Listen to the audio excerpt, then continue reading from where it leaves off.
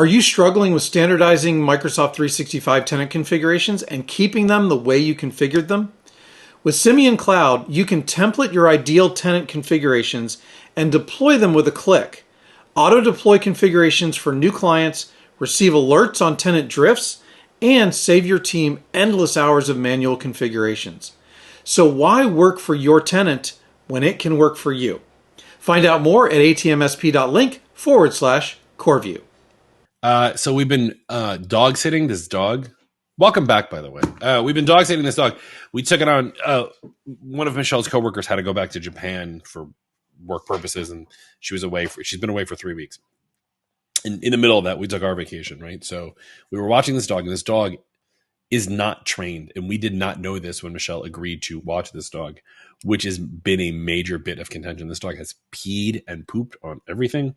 And I do not like this dog. And I am friendly to animals, but I do not like this dog. And basically, I spent a week, and then we took a vacation, and then back this week, training this dog to go outside and go to the bathroom outside and do stuff.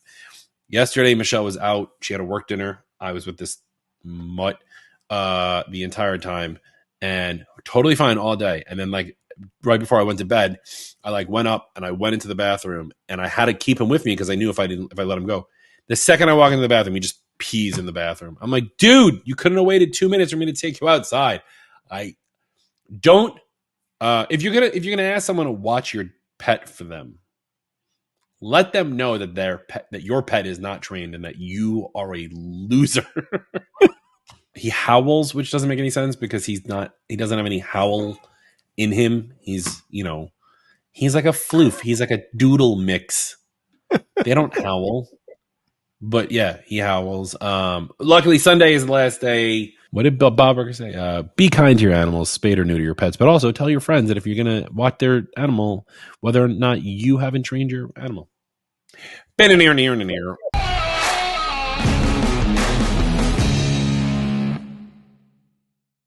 By the way, I like how the fact that you keep keeping in my in the beginning of our clips now. Of course, it's your new thing. I think it's good. We haven't done the whole LD bit in a while. I know. Someone told me that we should stop because they're not going to sponsor us if we just keep talking about them because they're basically doing this stuff for them for free. That's true. We're doing it for free, but you know what? It's still funny, so who cares? It's funny. Hey, Liquid Death, hit us up. Facebook.com/group/all things MSP. You would think after I did, that promo video at Exchange, we'd be a shoo-in, but seriously. And maybe I'll insert that video here. You've seen the video, right? I've shown it to you. Okay. Yeah. For everybody else's viewing pleasure, I'll go ahead and wait. If you're going to do that, you always pause us on some weird face. So here, just pause it. Ready now.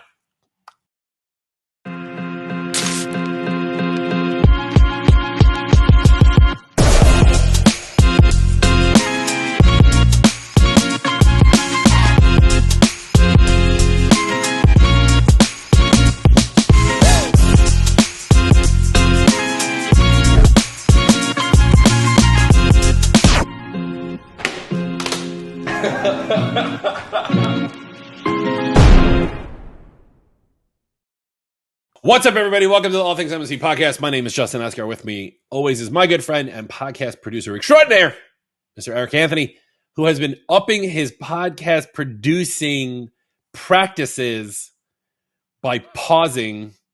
That was good, right? I got it pretty good. What's up, buddy? How are you? I'm doing well.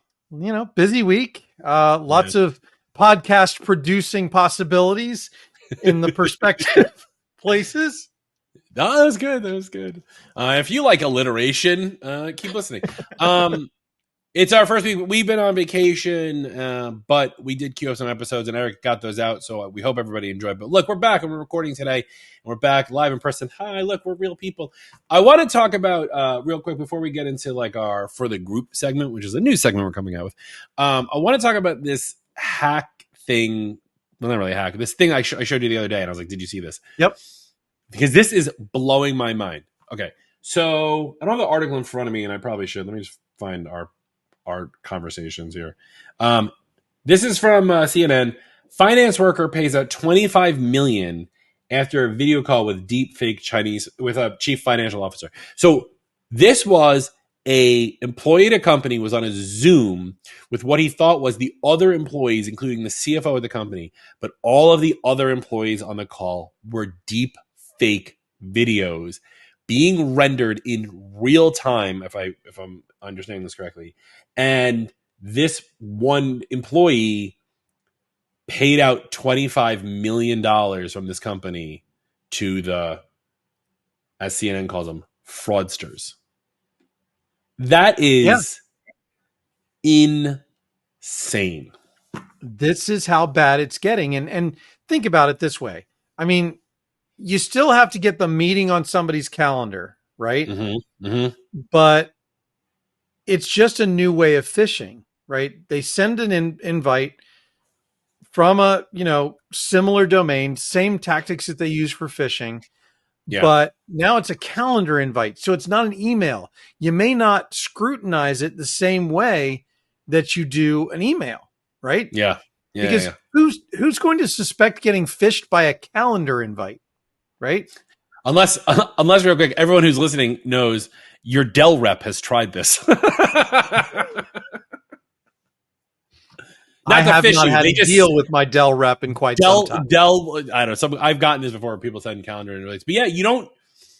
You're right. People don't scrutinize those calendar invites, and if you have things like auto accept turned on, I'm just going to show up on your calendar, and there you are in a Zoom call with fake CFO. In the multi-person video conference, it turns out everyone that this person saw was fake. Said Senior Superintendent Baron Chun Seng Ching told the city broadcaster RT. This all took place in Hong Kong. Chan said the worker had grown suspicious after he received a message that it was purported from the company's UK-based chief financial officer.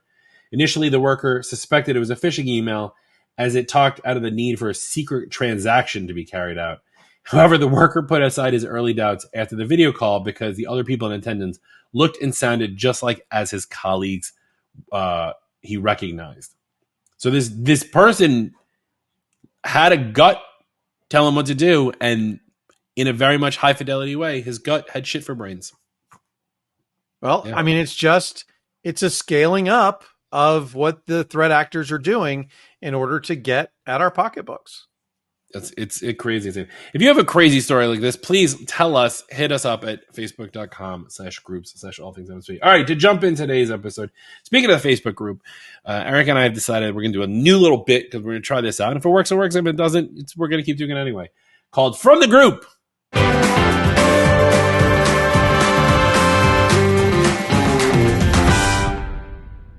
And I think it's funny. I want to do the Teams phone one because it has the most reach. And I think it's funny how this one has so much reach over everyone else. Top contributor Nathan Rose writes, "We need a replacement for Teams phone. We're done trying to limp the solution along. Internally to our company, the system is flaky, doesn't always answer calls.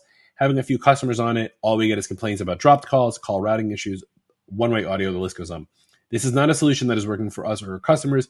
It seems to be causing pain on all fronts, looking for an alternative solution to move, as MS can't seem to figure out the telephony space." I have a lot of thoughts on this one, to be honest. Number one, okay, so I have a client who uses MS Team. They had Vonage, and they are a full Microsoft shop. So the new CFO there was like, let's go use Microsoft Teams. And they went into Microsoft Teams, and we're co-managed IT. So the internal IT guys moved them from Vonage to, they got the license themselves. They don't want support. They said, we can handle it. Sure. They got the SIP trunk comes from the local internet provider like CenturyLink or Broadcom or something, whatever. And they moved all the licenses over to MS Teams, right? Cool. Everything was fine. And then one day, half of the phones stopped working because the licenses for those users just magically disappeared. And when they opened a support ticket with Microsoft and got, some third-party Microsoft support vendor in wherever, the answer was, we don't know what happened. Just reapply the license and everything will be fine. Which, yes, fixed it. But the fact is like, why did those licenses just disappear? Right? There's a problem there. So I'm not a big fan of a company who can't control their licenses like that. That's my take on it. The other thing, though, about this, though, what really is getting to me, and I'm wondering, Nathan, if your clients are in the same geographical area as you, and if you're all using the same internet provider, because when you have problems like dropped calls and audio issues, that's not usually, in my experience, and I could be wrong, but it's not usually the provider. That's usually the quality of the line of which your VoIP service is on. So I'm afraid that if you switch VoIP providers, you're going to experience the same problem. Well, and yeah, I agree with you. It is typically an infrastructure problem rather than a provider problem. Now, there's a couple of things in this that I want to unpack. Yeah. Microsoft is not a telephony provider. Okay. No. So depending on them for your entire telephony strategy, it's probably not a good idea. For Microsoft 365, yes, because they've been doing that for years. For telephony, not so much. Now, I will plug an All Things MSP sponsor here, Comtech, because they do exactly this. Like they pick up the telephony piece where Teams leaves off. They still use Teams, right? So you're still using that environment, which if you are living in that environment, having one environment instead of two, it's always a better thing. Yeah. But they have the telephony experience to make sure that that side of it is configured properly, working properly, and all of that. They're providing this. They're providing the SIP trunk, right? Is that what you're saying? Contact us. Contact them. I'm not sure. Yeah. Probably. Because that's what I'm thinking. Not just providing that. Yeah. They're providing all kinds of other parts of it as well. Yeah. Because that's what I'm thinking here is like, you're right. Microsoft is not a telephony company. And so the question really stems here is who's providing the voice service, the SIP trunk for this? Because Teams is just the interface to use to go over a VoIP service. So you still need, like my client who has CenturyLink. CenturyLink in that case is the SIP provider. Don't use CenturyLink; they're horrible. But like they're the SIP trunk, they're the telephony in this case, whereas Teams is the front end. So going back to this, I get out of Teams. I hate Teams. Whatever, fine. But I don't know if necessarily leaving the Microsoft Teams environment is the problem here. I think the problem is you really need to take a look at your infrastructure, your connection with your telephony provider, your SIP trunk provider. Possibly there's a different one. Possibly you have internet problems. I always tell people when you're talking about telephony in any way, shape, or form, because everybody loves to just manage based on speed, right? Everyone's like, oh, well, I have 100 meg down, 100 meg up. It should be fine. No. If you're doing anything with the voice and you want to make sure that the client is going to be okay, you need to use a jitter test, not a ping test, a jitter test. And you can just Google, like I'll just Google one right now, jitter test internet. And the first one that comes up is Cloudflare speed test. And there's also a ping jitter test from Fusion Connect and Ring Central. Do those because your ping time might be fine. Your speed might be fine. But if there's jitter on the line, which is the hiccups along the line, your telephony is going to suck. Yep. So you want to test these things before you go and sell a VoIP solution to a client. Nathan, thanks for the contribution. So yeah, Nathan, thank you so much for, involving the group. There were 21 comments, so hopefully you got your answer. And if anybody needs help with using MSP Teams and telephony, please reach out to our sponsor. You can reach out to Comtech at atmsp.link/Comtech. Elevate your IT managed service provider business with SuperOps, the all-in-one platform that integrates RMM and PSA, powered by AI-driven insights and automation. SuperOps helps you stay ahead, streamline operations, and boost efficiency. Are you ready for operational excellence? Find out more at atmsp.link/SuperOps. So we had a couple of developments this week, which were really good. We made the list of Guard's top YouTube channels for MSPs. That was exciting because it was not a very long list. I think 8, 11, something like that. It wasn't 10, which we didn't care because we were number 2 and we stopped looking beyond that. So it doesn't matter how many are on there.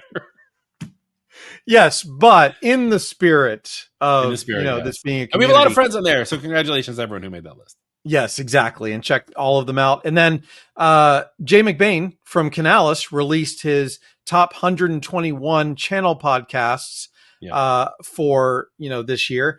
And we made that list as well. Now, I think Jay did a very good thing here. He did it not by numbers. So they're not listed in any specific order except for alphabetical, which, because we're all things MSP, we're like in the top 5. So there you go. Can't complain about that either.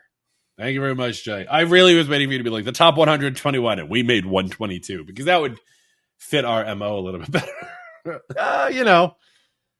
Well, if you're interested in checking out our YouTube channel, go to youtube.com/@allthingsmsp. Follow us on all your podcasting tools. You're listening to us right now, so we're assuming you're subscribed. Don't forget to like and leave a review. Okay, today's topic. We're going to talk today a little bit about scaling your MSP. What does that mean really to scale an MSP? Because we've talked about business growth in the past, and we've talked about how if you're not growing, you're dying, things like that. The question is like, when we talk about scaling, we have to talk about like, do you want to scale, and what does scaling mean to you, right? For me personally, scaling has always been, I want to be the only ACN in the entire United States, which is like we call that an LHAG, a large, hairy, audacious goal. And it's like, you gotta have goals, Justin. You have to have goals. It's never going to happen. Fine.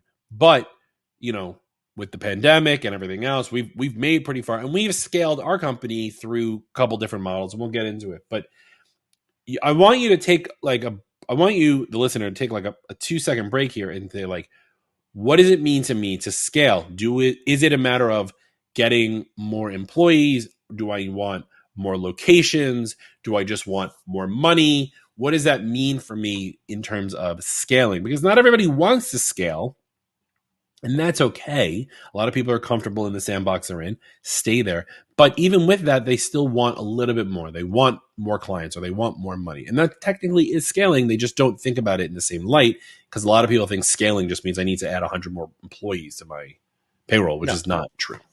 And I think there's a very important distinction there between scaling in terms of revenue growth, which is going to bring all of those things, more employees, more clients, all of those things are going to have to be involved to grow revenue significantly, right? Yeah. But I think profit, you can grow profit very well on an existing client base. Oh, absolutely. You don't have to improve your net income by adding more clients. You can do it through adding more revenue to your existing clients. Obviously, there is going to be some type of cap there, but you can also, more importantly, grow revenue through efficiencies, which we will probably talk about in the next episode. And you can do it by increasing your profit margins, by raising your prices as well. I think those are the two main ways for a managed service provider to increase that percentage of revenue, to scale that way. If you're running a business and you like the size of it in general, but you need to take home more out of it. Yeah. I think the idea of adding more products to your offering is always the first step, even before the I want more clients thing, because somewhere along the line, and I know this from personal experience, that somewhere along the line, you'll start adding clients, and then clients will want more stuff, and then you'll backtrack those products to the other clients. You could do it the other way, and it's going to be a lot easier for you. So if you're small enough and you want more money, more profit, start thinking about other things you can offer. So great examples would be add-ons to things. You're probably already reselling Office 365 and Google Workspace. Think about selling spam and anti-phishing protection, whether that's an anti-spam phishing tool, or you're doing phishing training, or dark web monitoring, or any of those things. Think about what it looks like for an encryption tool, or do a project about, running through their Microsoft security score, those kinds of things. Those are all add-ons that you can do now with your current client base without having to add more infrastructure, and therefore you're adding more profit. So that's a good way to start. Look through, what I would suggest is you need a spreadsheet, some sort of document. I'm sure you have this because you're keeping track of it. You're doing a good thing as an MSP. You're keeping track of everything your clients have. But go through and kind of like figure out an area of which that none of your clients are being taken care of in a certain way. And whether that is, for example, maybe you don't do networks, okay, but you want to get into the networking game. You want to be able to manage networks, or Ubiquity really, really well, but you're not charging your clients for it. Think about, hey, 2024, people are getting back out there. Maybe offices are reopening. This might be a good time to refresh your hardware. Let's talk about refreshing it with Ubiquity. Oh, there's a $15 or $20 or $30, $50 monthly fee for us to take care of it for you. And that is backing up their Ubiquity console and updating it. Something like that. Or if you want to get into more stuff without having to do more work, think about looking at like being a Sandler & Partner or Toloris partner and looking for opportunities there for you to pick up. Actually, I was just talking to a potential new client yesterday, and they're a PC shop, right? And we don't do PCs in any way, shape, or form. I'm not taking on PC clients anymore at all. If you have Macs with one PC, because the bookkeeper, sure, but not an all PC shop, right? But the person who's at this client is an old client of ours from years past. They just got a new job. And I said, well, listen, we don't do PCs anymore. They were like, yeah, but we have Office 365 and our data's in the cloud and we have VoIP and most people work from home. We only have the PCs in the office for the engineers and they need to remote in. And I said, okay, cool. In my head, I immediately said, I can handle your Office 365. I can handle your email. I can handle email backup. I can handle email spam. I can handle your cloud solutions. I can handle this. And then for the computers, I don't want to handle those computers. So what am I going to do?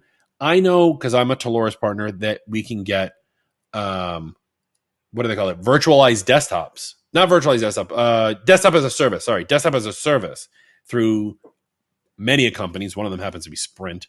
And they can, instead of VPNing into their office to connect to their computer, we can just give them a computer in the cloud and they can just use whatever computer they want, including a Mac that we can take care of using Microsoft Remote Desktop. Right. Yep. But like all of those things, I can scale that really easy. That's one. And that's just adding new services to a client without having to add a whole bunch more stuff. Yeah, absolutely. So, and look for those things that are bigger add-ons if you need to add bigger profit. Voice over IP. If you're not doing voice over IP yet, that's one to do. I think AI, you've heard me talk about on the live stream a lot. The opportunities around building services around AI, primarily because your clients are going to use it. Whether you like it or not, you're going to have to support it, and you better make more money on it by not only just supporting it, but actually promoting it and helping it add to their productivity. Yeah. So there's a lot you can do internally. So let's say you squeezed all the blood from those stones and you're selling them all these products. I mean, not that I'm going to promote ACES conference again, but ACES conference 2016, our second year, Will O'Neill, who's a good friend of mine, runs Mid-Atlantic Computer Solutions down in Virginia, did an entire presentation about things you can sell to clients. You can sell them domain names. You can sell them DNS. You can sell them SSL certificates. You can sell them VoIP. You can sell them this. Like this entire list. And we were doing that in 2015. People are still not doing it now. Do that. Okay, cool. Next, let's talk about scaling your business. And what are we going to do about getting you more work? In my mind, there's two ways to do this. There's marketing and getting more clients that way. And then there's buying businesses, which is a very hard thing. And we've talked to Adam Borst from Vista Partners about mergers and acquisitions a couple of weeks ago. There's a lot to unpack about buying a business. And we can do a day of like, you want to grill me on the questions for me acquiring businesses. We can do that. But yes, you can acquire business. And that is a great way to scale. That's how I brought my business up to be multi-state and all of these things. And I added additional services like being an Apple authorized service provider, stuff like that. But it takes a lot of risk and a lot of money to do that. You may not be there yet. So let's not talk about what I want to talk about is adding more clients and how to scale that way just from marketing. And we've talked about marketing a lot, but there's a reason we talk about it a lot, right? Because it's forever changing and you got to stay up with it. I think it's really funny because I was, as a member of the Apple Consultants Network, we get invited to these webcasts by what I call it the ACN corporate, which is the people who work at Apple who run the program. And they did one, I want to say last month or 2 months ago, about Apple was like, here's how you do SEO for your website. And I like watched the entire thing and I was like, this is so generic. to the point where like I was like, and I really asked, I said like, is there anyone not already doing all of this? And there were so many people who said yes, and I was like, that scares me. Right. Because like if your website hasn't been updated, I was thinking about this morning when I was getting ready. I actually want to go through after we record here today, I'm going to go through all my websites and make sure that my copyright on the bottom of my footer says 2024, because it's even like those little things. I had a client whose WordPress updated, and I was like, your copyright says 2022, and they're like, we don't care. But SEO for your website is all about building up who you are and where you are, because you want people to be able to find you, right? I've done something which I think is kind of unique, and I'm going to share with you. You can take this one.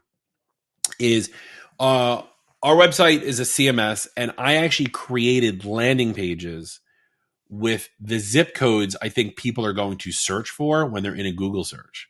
So I've actually created pages that are called Mac Help 10001, which is the central zip code for New York City.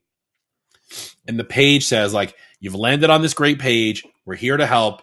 This is the button to click to get in contact with us. Let's get started. And I've made that same page for multiple zip codes in multiple states, because you never know what people are going to search for. And it's worked. I watched those numbers tick properly in relation to like our normal Google searches, because we're actually writing the words that people are searching for. Too many of us as MSPs think that our clients are going to search for us in the way we think we are.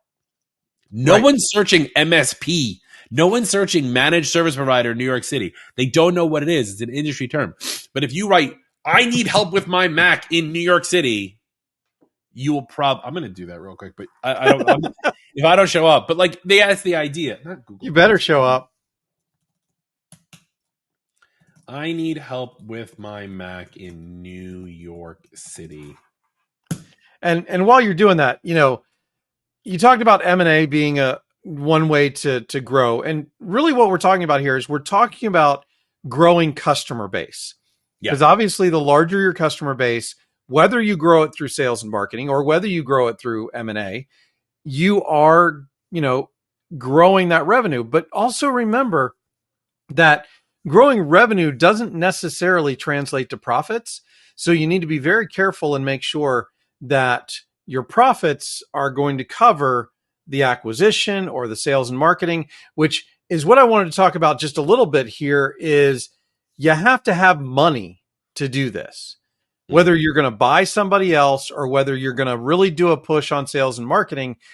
You have to have it budgeted into the profit of your existing clients in order to pay for the sales and marketing or acquisitions of the new customers. So just keep that in mind, that it does take money to make money, the old adage, and you need to be planning into your profit margin the fuel, the energy, the money to be able to do those things. That's a Mike Michalowicz move. Profit first, right? Yes. It's the same. I mean, and what's funny is that profit first isn't even like a new concept. It's back on that bookshelf. Yeah. I don't remind this. It's in the drawer.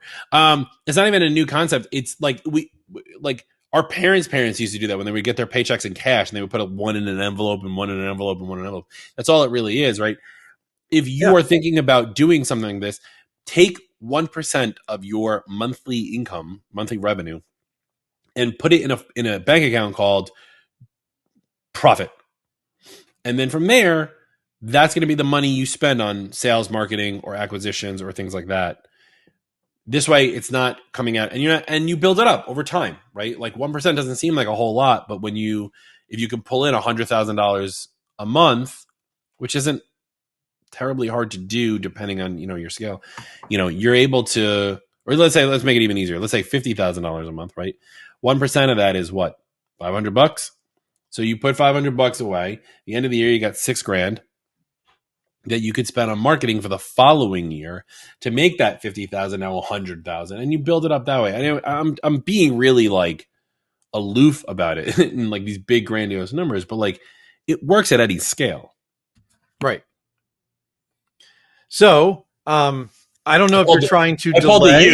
I pulled a U because if anyone's watching this on YouTube, Eric muted it and coughed, and then somehow or other passed it to me through StreamYard, and then I had to mute and cough. because that's what it is. Okay, so I don't show up on page one with I need help with my Mac in New York City, only because I'll tell you why. All of the bigger names get in the way. So Apple, Yelp, all get in the way. But there's a couple of my friends in here, like Matt, where is he? Mike's Tech Shop, who's been around since like the 80s. Mike Volchek, who runs like one of the few in repair, like in New York City repair shops. Now that tech server's gone, he's taken all of. But a lot of this is like Yelp and Reddit and things like that. So I'm gonna have to work on this and try to build this up because I want to get better. Maybe because my SEO is built for a different terminology. But this is what I'm talking about. This is how you learn, right? And I'm gonna spend some time now figuring out these results and building pages to fix this so I can actually show up properly when people search for this. That's SEO. That's another good point that I want to bring up is the fact that, you know, a lot of people, because a lot of MSPs are smaller, right? Mm-hmm. You have more time than money, but you got to spend the time too. So make sure that if you are trying to grow and you don't have a lot of money, that you are putting in the time, because time translates to money. I don't want to go into that whole thing, but you know, it does make a difference. The amount of time, the amount of attention you give to something will make a difference in the long run. Yeah. And you have to just, I mean, the problem with all of this is that it's not a set it and forget it kind of process. It is an ongoing thing always, which is why so many of us always like, oh, I need a marketing person. I need a salesperson. In the very beginning, you can't afford a salesperson or a marketing person, to be honest. And so therefore that has to become time. So you have a different, like, spend the time to make the money. You get the money to pay someone to do it. So that way you have the time now to do something else. That's the truth behind scaling, right? Yep. I always talk about like when a lot of MSP owners come to me and they go, when do I, you got it? All right, we'll just call this. No. So I have the book. It's queued up to be one of my next books that I actually dive deeper into, called Buy Back Your Time. And it talks exactly about that. And there is that exact scenario that you talked about. You use your time to get money, and then you use your money to get back your time. Right. And there's a cycle to that, and there's a process to that. And it's in the book called Buy Back Your Time. There you go. What I was going to say was, like, I have a lot of, when I do a lot of one-on-one consulting, I have a lot of MSPs who come to me and they say, hey, how do I know when I need a second person? And I say, how busy are you? And they're like, oh, I'm so busy. And I'm like, okay, how much work are you going to give this second person? He's like, well, if I'm at 100%, I'm probably around 120% of my time. I'll give them the 20%. And no, that's wrong. You need to give them 80% of your time, right? This way you're down to 40. They're running in that stuff. And you've now gotten back, let's say if you want to get to 100, 60% of your time back to be able to do those other things. And it's the same thing with the money trick. You give somebody your stuff, you now have more time, spend that time doing something else, and then unload it onto someone else. That's the true business way of scaling, right? Because what's the one thing I hear every MSP say? Oh man, we wear so many hats. Yeah, dude, because if you're a solopreneur, right? If you're a solopreneur, you have to be able to like handle all these things. You're handling tickets, you're handling billing, you're handling all of your personal finance, you're handling marketing, you're handling sales, you're handling support, you're handling vendor relationships, all these things. Well, and let's be fair, Justin, we're all control freaks. No, 100%. This is why I have a problem. I get called out for micromanaging, and I'm like, I don't micromanage. I'm in IT. But yeah, you should pick an avenue, work on it, and then unload it to someone else, and then pick the next avenue. And if that's, you want to rev fast and you want to get a lot of clients fast, work on sales. Help your clients, and in every second you're not helping your clients, be making sales calls, sending emails, work on your email list, work on your website, do all those things that the people who send you the big red envelopes talk about. Like, do all that stuff. When you get to the point where you've exhausted your sales abilities, hire a salesperson and now start working on internal marketing. getting your website up to date, getting all these other things. Cool, you did that, great. Hand that off to a marketing person. Now you have a lot of clients that are coming in also because you've done all these sales. Get a second technician, third technician, whoever. Then build it, and then with them together, workshop your internal processes, because most likely what worked for you as a ticketing system doesn't work for all three of you. Yeah. I mean, personally, I have always used the process of doing it myself, sometimes even recording myself doing something before I hand it off to somebody else, because a couple of different things. We're in a service business, right? So the way we do things matters. Yeah. And that is quite often a unique selling proposition of the service that we're selling to a client. IT is not just a commodity.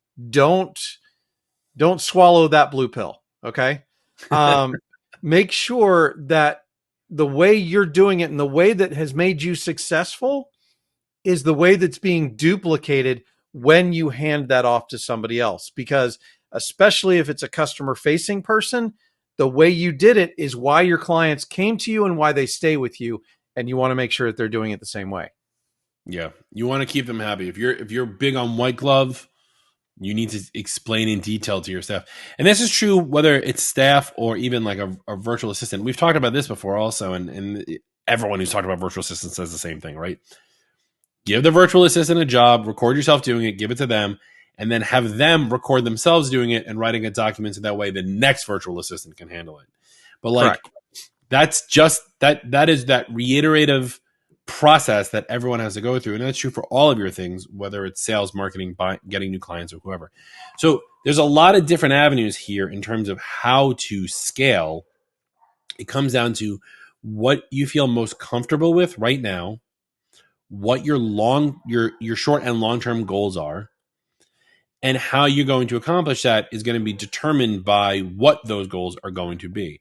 I always suggest to people, open up Word, get rid of Clippy, and make a table that's 4 columns wide. 6 month, 1 year, 3 years, 5 years. And then put underneath that your goals for that time. And that'll help you visualize which way you need to go and what you need to do next. If in the 6 months you're like, I want to ramp up selling spam protection because I know it'll make me a profit of 100% margin on this number, focus on what that looks like and do nothing but that. I mean, obviously keep helping your clients, but do all your other time should be nothing but that. Whether that's selling, sending emails, setting up webinars, learning as much as you can about the product, building out new landing pages on your website, running them through ChatGPT to fix all your spelling errors, run that through another website to fix all the ChatGPT errors, like whatever. Build all that out. Get to the point where you're like, I've hit this goal. What's the next one? That's how you build. It's consistency. And to be honest, it's just hard work. Yeah, put in the time. For sure. And to me, I kind of use the map analogy, right? First thing is you got to know where you're at. So you got to know I am here. What your profitability is, where, what kind of clients you have, which clients are more profitable. So you know which ones to go after, which ones are going to adopt new technologies faster, those kinds of things. Then you have to know your goals, just like Justin laid out. But then you got to figure out, okay, what are the action steps that are going to get me to those goals? And how much work, how many phone calls, how many letters do I need to send? How many emails do I need to send? Whatever the numbers are, the activity of those actions that's going to get you to those goals, you have to set those up as, okay, I need to do this much this week, this much next week, in order to be able to build that map to get from A to B. Yeah. Ooh, it's your treasure map, you pirate. I like when I get to make pirate puns on the podcast. Well, look, I think we've covered a lot of this. It's tough work. It's hard work. It's not easy. I'm not going to lie. But if you're interested in learning more about how to scale your business, please hit up Eric and I on the Facebook group, facebook.com/all things, Facebook.com/group/all things MSP. Yep. Follow us on YouTube and check out the pirate. It's on that side. The pirate poster at youtube.com/@allthingmsp. I still don't understand how teleprompters crisscross my lines. Like, subscribe, review. We want to hear from you, and hit us up. Maybe next time you'll be a guest on All Things MSP. Bye.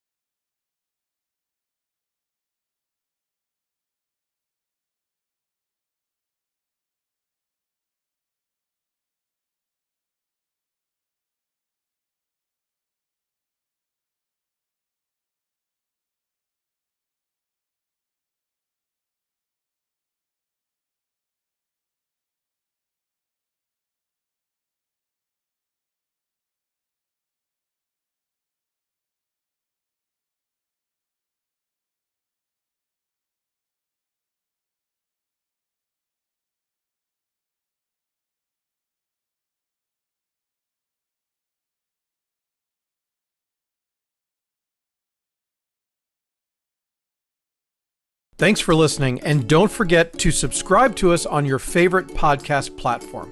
You can also follow us on Facebook, but better yet, go ahead and join the Facebook group. You can also follow us on Instagram if that's your thing. And make sure you subscribe to our YouTube channel at All Things MSP to catch us in all of our video glory. And last but certainly not least, if LinkedIn is your thing, you can follow us there as well. And a special thank you to our premier sponsors, SuperOps, MoveBot, Gozinta, EasyDmark, and Comtech. And we also want to thank our vendor sponsors.